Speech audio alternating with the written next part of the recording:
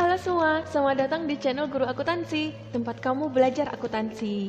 Dan untuk video kali ini kita akan menyambung video pembelajaran mengenai rekonsiliasi fiskal. Dan kali ini yang akan kita lakukan itu adalah melakukan analisis laporan laba rugi untuk keperluan rekonsiliasi fiskal. Artinya, kita akan mencari tahu dan menemukan mana saja penghasilan atau pendapatan yang diterima oleh perusahaan yang itu tidak boleh dimasukkan ke dalam koreksi atau dimasukkan ke dalam perhitungan PPh badan, dan beban-beban atau biaya-biaya yang tidak boleh dan boleh gitu ya, yang untuk dimasukkan ke dalam koreksi fiskal. Kita langsung saja ya, langsung ke laporan laba ruginya. Oke, jadi di sini saya sudah siapkan suatu bentuk laporan laba rugi miliknya PT Bandar Lama ya. Ini contoh dari soal laporan laba rugi yang nantinya akan kita analisis untuk mencari tahu mana yang harus kita koreksi gitu ya, dari penghasilan maupun juga biaya-biaya yang dikeluarkan oleh PT Bandar Lama. Nah, di sini kalau kita perhatikan laporan laba rugi PT Bandar Lama itu seperti laporan laba rugi pada umumnya ya, yaitu terdiri dari penghasilan-penghasilan yang didapatnya, penjualan, harga pokok penjualan, kemudian ada berbagai beban operasional yang dikeluarkan oleh PT Bandar Lama, dan pendapatan atau beban luar usaha yang diterima atau dikeluarkan oleh PT Bandar Lama. Nah, dalam melakukan rekonsiliasi fiskal, ada beberapa informasi-informasi tambahan yang harus kita ketahui terkait dengan penyusunan atau penyajian dari laporan laba rugi secara komersial yang dibuat oleh PT Bandar Lama.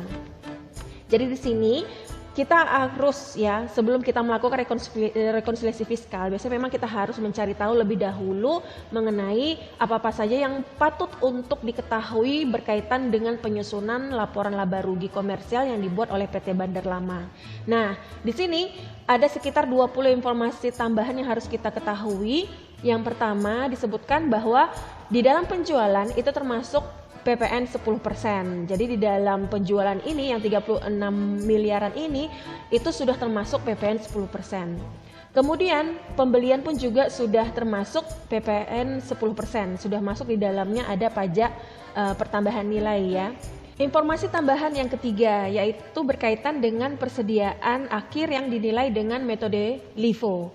Jadi berdasarkan penjelasan dari video saya sebelumnya mengenai perbedaan yang muncul akibat dari adanya perbedaan penilaian persediaan metodenya ya, dari komersial atau menurut akuntansi dan menurut fiskal. Jadi kalau untuk menurut komersial atau akuntansi itu kan ada beberapa metode persediaan ya, ada LIFO, average, FIFO dan lain sebagainya.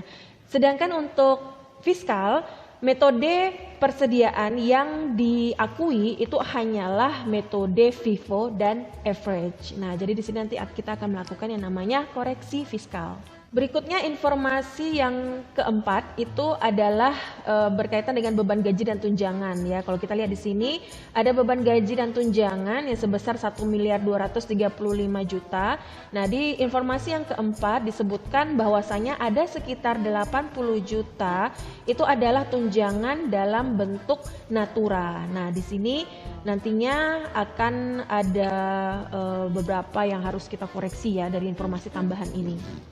Dan berikutnya, yang kelima, keterangan tambahan mengenai beban makan kantor. Di sini ada beban makan kantor 85 juta. Disebutkan bahwasanya beban makan kantor itu adalah berkaitan dengan biaya penyediaan makanan dan minuman bagi seluruh karyawan. Jadi misalkan mungkin penyediaan untuk lunch mereka ya gitu.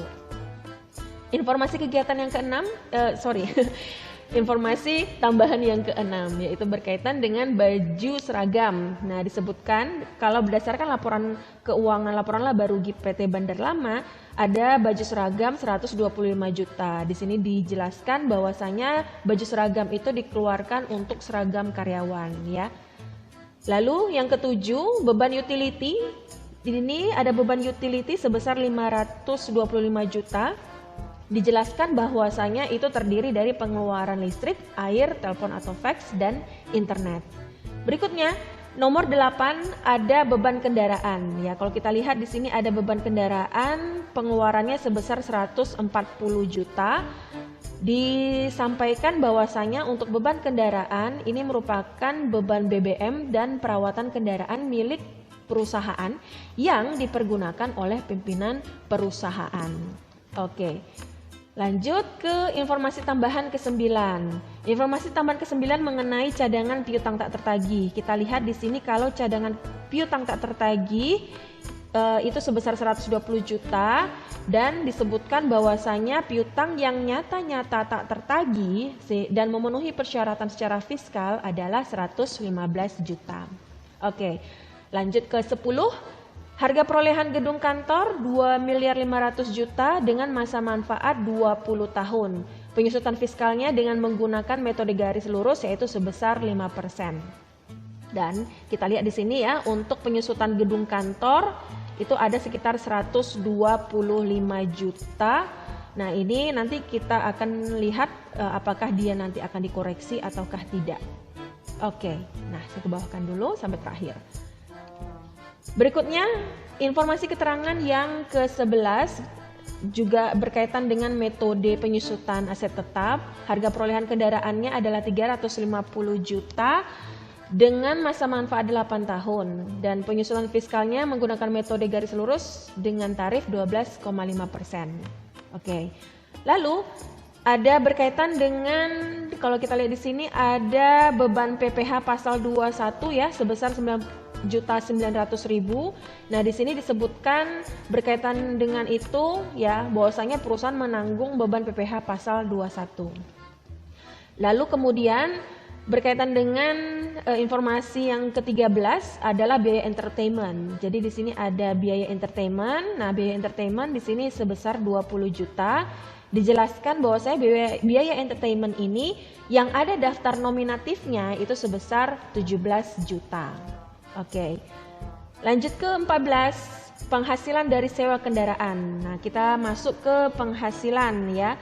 Penghasilan dari sewa kendaraan box itu di laporan laba ruginya ada 19.600.000. Disebutkan bahwasanya yang tercatat yaitu yang 19.600.000 itu setelah dipotong PPh pasal 23. Oke. Kita kemudian ke 15, informasi ke-15 berkaitan dengan penghasilan dari bunga deposito. Penghasilan bunga deposito di sini ada 200 juta. Informasi tambahannya 200 juta ini adalah yang sudah tercatat ya, yang tercatat itu telah dipotong tarif PPh final yaitu pasal 4 ayat 2. Kemudian di nomor 16 penghasilan dari dividen, kita lihat di sini penghasilan dividen saham dari PT Keren gitu ya. Penyertaan PT Bandar Lama itu sebesar 20% penyertaan sahamnya. Sebesar dividen yang didapat adalah 35.700.000. Ini penghasilan dividen itu yang tercatat tadi itu sudah dipotong ya, setelah dipotong tarif PPh pasal 23. Dan ke-17, informasi ke-17 adalah berkaitan dengan penghasilan sewa bangunan. Nah, pendapatan sewa bangunan yang didapat oleh PT Bandar Lama ada 90 juta. Disebutkan bahwasanya yang 90 juta itu adalah yang telah dipotong tarif PPh final. Kemudian di informasi tambahan ke-18, PT Bandar Lama mengalami kerugian pada tahun lalu. Oke, jadi ini tidak masuk ke sini ya, karena ini adalah laba rugi di tahun berapakah? Ya, tahun 2021. Jadi di sini disebutkan ada kerugian yang dialaminya di tahun lalu, berarti tahun 2020, sehingga ada kompensasi ya, dia menerima kompensasi kerugian yang dapat diperhitungkan nantinya dalam perhitungan PPh Badan tahun 2021 itu sebesar 350 juta. Dan keterangan yang ke-19 ada PPh pasal 12 yang sudah dipungut sebesar 250 juta dan ada informasi terakhir ada PPh pasal 25 untuk tahun 2021 yang sudah dibayar lunas itu sebesar 720 juta. Oke, nah jadi dari sekian 20 keterangan tambahan atau informasi tambahan dari sini kita akan bisa mencari atau menemukan mana saja pendapatan dan juga beban ya, penghasilan dan juga biaya yang harus kita koreksi nantinya untuk dapat menghasilkan suatu laporan keuangan yang diterima secara fiskal dan kita bisa menghitung berapa penghasilan kena pajak PT Bandar Lama tahun 2021 untuk bisa diperhitungkan berapa PPh badannya. Oke, nah sekarang kita akan analisis dari laporan laba rugi miliknya PT Bandar Lama yang harus kita koreksi. Yang pertama, nah disebutkan di informasi tambahan sebelumnya bahwasanya penjualan ini adalah penjualan yang sudah masuk PPN 10%. Nah maka karena dia angkanya sudah termasuk PPN 10%, dalam perhitungan rekonsiliasi fiskal kita harus mengeluarkan PPN 10%-nya itu ya, sehingga kita menemukan berapa penjualan yang sesungguhnya terjadi di luar tambahan dari PPN 10%. Ya, ini nanti akan kita koreksi, kita lakukan koreksi. Kemudian untuk kelompok harga pokok penjualan, persediaan awal itu aman, pembelian. Nah, untuk pembelian kita tadi disebutkan ada PPN 10% juga ya, ini termasuk PPN 10%, jadi harus kita koreksi juga, nanti harus kita keluarkan PPN 10%-nya untuk dapat temukan berapa jumlah pembelian yang sesungguhnya. Kemudian berkaitan dengan diskon pembelian, aman gitu ya, tidak ada permasalahan atau koreksi yang harus dilakukan. Begitu juga dengan biaya angkut masuk. Nah, sedangkan untuk persediaan akhir itu harus kita koreksi sebab PT Bandar Lama ini menggunakan metode LIFO, sedangkan metode LIFO itu tidak diakui oleh pajak, yang diakui hanya FIFO dan average saja. Oke, nah kita sudah temukan bagian yang harus kita koreksi dari penjualan dan juga harga pokok penjualan. Sekarang kita masuk ke kelompoknya beban operasional. Nah, untuk beban operasional ini kita pahami kembali ya, silahkan disimak penjelasan saya mengenai undeductible expense dan juga deductible expense, yang yaitu adalah biaya-biaya yang diperbolehkan oleh pajak dan yang tidak diperbolehkan oleh pajak. Dimana kalau kita lihat secara pengeluaran perusahaan yang diakui oleh fiskal itu biasanya berkaitan dengan disingkat dengan 3M, yaitu untuk mendapatkan, menagih dan memelihara penghasilan. Jadi kalau dia memenuhi 3M ini, maka fiskal akan mengakui atau memperbolehkan pengeluaran tersebut. Jika tidak, maka biaya atau pengeluaran tersebut itu harus dikeluarkan dari laporan fiskal. Oke, pertama disebutkan mengenai beban gaji atau tunjangan ya, di sini di informasi keempat dijelaskan bahwasanya gaji dan tunjangan, di dalam beban gaji dan tunjangan itu ada 80 jutanya itu pemberian karyawan dalam bentuk natura ya. Nah, salah satu yang harus dikeluarkan dari koreksi fiskal dari laporan laba rugi itu adalah pemberian dalam bentuk natura ya. Jadi pemberian dalam bentuk natura itu tidak diakui oleh fiskal. Jadi pemberian dalam bentuk natura itu maksudnya apa? Yaitu pemberian yang itu dia sudah dalam bentuk barang-barang gitu ya, barang-barang yang biasanya sih sembako gitu, beras, tepung, apalagi ya yang berkaitan dengan sembako. Nah, itu adalah tunjangan yang diberikan dari perusahaan kepada karyawan yang disebut dalam bentuk natura, dan ini adalah sesuatu yang tidak diakui oleh pajak. Nah, jadi nanti berkaitan dengan beban gaji dan tunjangan ada sekitar 80 juta yang harus kita koreksi nantinya ya, kita keluarkan dari 1 miliaran ini. Oke. Selanjutnya, beban transportasi karyawan. Untuk beban transportasi karyawan itu aman ya, tidak ada permasalahan, dan ini juga masuk ke dalam 3M ya, beban yang diperbolehkan masuk ke dalam deductible expense. Untuk beban makan kantor, informasi tambahan yang disebutkan bahwasanya untuk beban makan kantor itu adalah untuk penyediaan makanan dan minuman ya. Nah, jadi ini juga termasuk ya 3M ya, termasuk mungkin tuh bukan mungkin ya, memelihara penghasilan ya, untuk kesegarannya karyawan bisa bekerja kembali gitu setelah habis lunch misalkan ya. Nah, ini biasanya dimasukkan atau diperbolehkan oleh fiskal. ya, untuk beban makan kantor. Kemudian untuk beban pengobatan ditanggung perusahaan, beban pengobatan ditanggung perusahaan dijelaskan, apakah ada penjelasannya? Oh, ternyata tidak ada ya. Tidak ada. Nah, tetapi berkaitan dengan pengobatan yang ditanggung oleh perusahaan adalah salah satu beban yang itu berkaitan dengan pengobatan tetapi pengeluarannya ditanggung oleh perusahaan. Nah, kalau misalkan tidak ada biaya pergantian atau penggantian uang dari pengobatan ini, maka untuk beban pengobatan ini harus dikeluarkan. Kalau misalkan dia diganti uangnya oleh karyawan atau ya siapa yang menggunakan pengobatan ini, biaya pengobatan ini, maka itu boleh nantinya harus dimasukkan ke dalam fiskal. Tapi karena ini pengobatan ditanggung oleh perusahaan, itu dikeluarkan, harus dikoreksi. Oke. Kemudian berkaitan dengan baju seragam, disebutkan baju seragam itu adalah untuk seragam karyawan. Nah, maka ini diperbolehkan untuk masuk ya dalam laporan fiskal nantinya. Lalu training karyawan juga masuk ya. Jadi kan training karyawan untuk upgrading karyawan itu perlu ya untuk meningkatkan penghasilan atau mendapatkan penghasilan ya. Jadi masuk, diperbolehkan oleh fiskal. Kemudian untuk beban utility disebutkan bahwasanya adalah untuk listrik, air, telepon, fax, dan internet. Ya, tentu saja ini juga dibutuhkan untuk meningkatkan atau mendapatkan penghasilan perusahaan, maka diperbolehkan.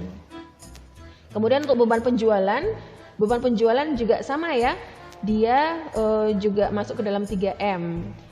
Kemudian beban kendaraan, untuk beban kendaraan ini ada BBM dan perawatan yang dipergunakan oleh pimpinan perusahaan. Nah, ini berkaitan dengan beban kendaraan adalah salah satu yang harus dikoreksi ya, karena dia tidak termasuk deductible expenses, beban yang diperbolehkan untuk di dalam fiskal.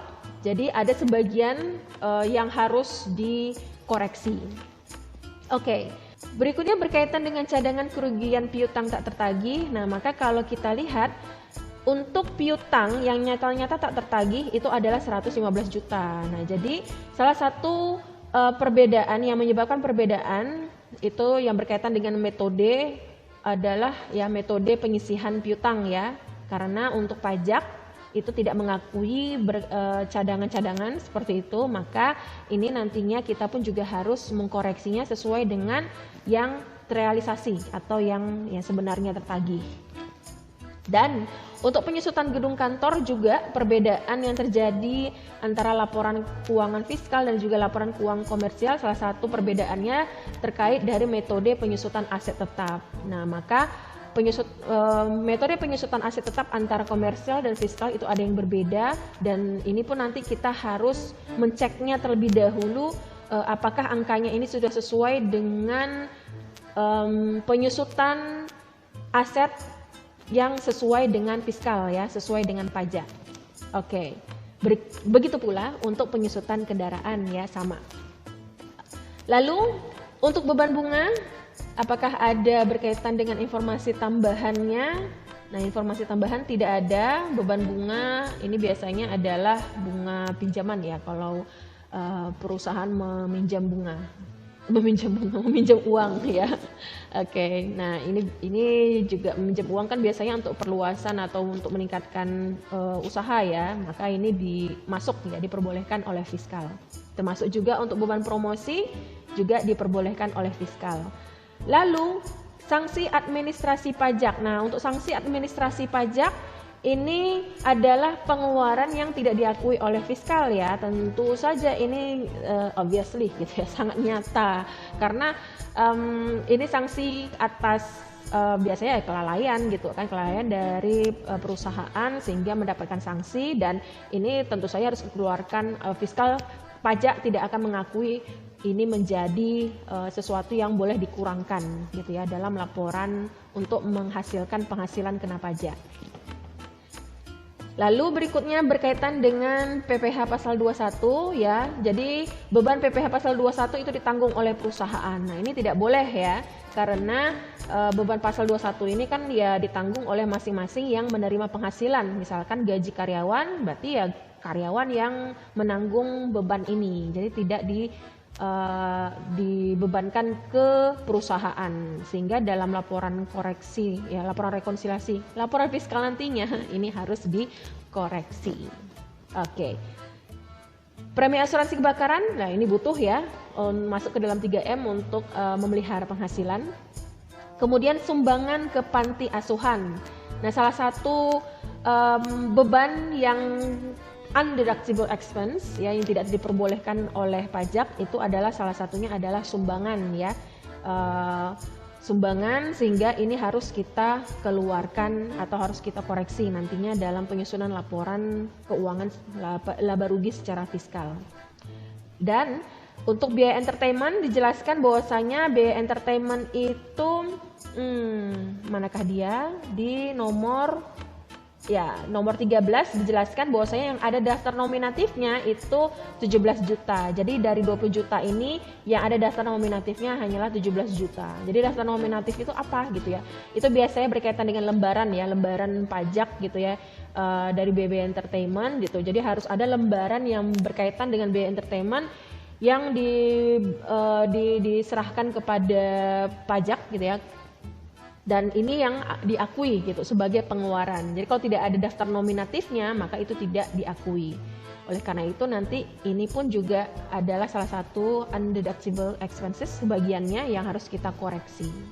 Oke, selesai untuk berkaitan dengan mana-mana saja pengeluaran yang harus dikoreksi. Jadi yang akan kita koreksi yang merah ya.